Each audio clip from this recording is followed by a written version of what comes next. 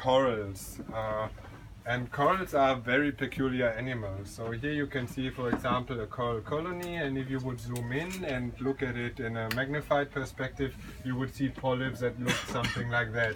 And then you can say a coral exists of an animal, a vegetable, and a mineral. How is that? So the animal, this polyp, is harboring unicellular, so very, very tiny algae.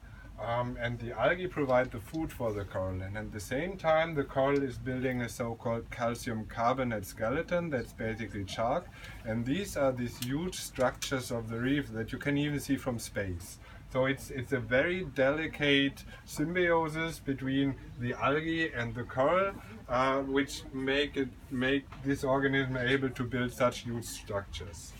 So in the Terra Pacific expedition, we look at coral reefs with a very holistic approach. So we try to understand what's happening at very many different levels. It's like you go to a doctor, he does not only check your temperature, that's just one indicator of how healthy you are. You also want to take a blood sample and look at all those parameters, and the Terra Pacific works in a little bit a similar approach.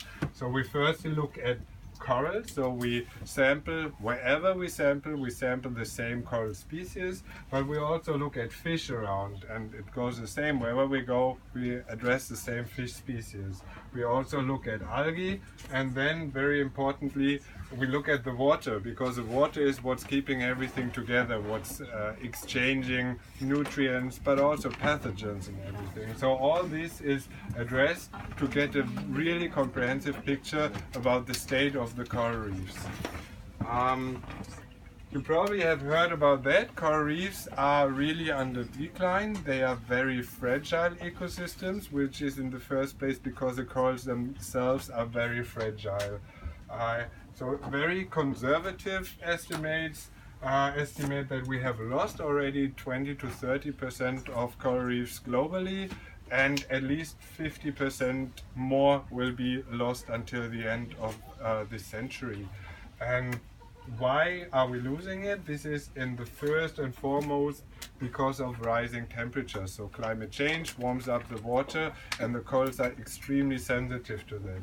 We also have, as an additional factor, ocean acidification. Carbon dioxide in the atmosphere also has an impact. On top of that, and these, just remember it for a second, we also have very local threats. Pollution, overfishing, coastal developments, and sedimentation. And all of these play a role around Hong Kong especially.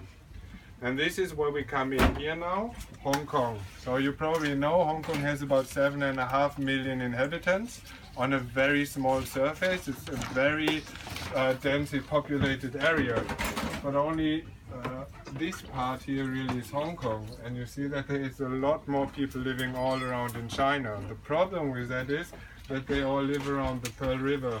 So a lot of sewage, a lot of nutrients, which can also be harmful for the corals, just come down here the Pearl River and also impact the marine life around Hong Kong.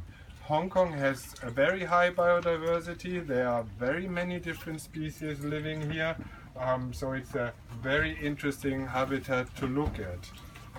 And this is also where the work from HKU, where I'm working now, ties in nicely.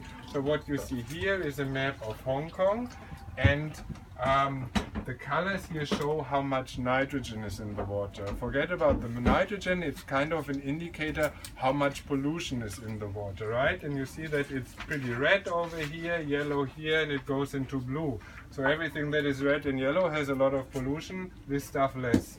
On the right you now see coral species richness, how many different coral species exist. And if you look at the map over each other, you see here red, we have more than 60 coral species around here, like Tung Ping Chao, Crescent Island. There are very many corals here, but this is also where the water is clean. On this side, where the water is not so clean, there's like one coral species that can survive.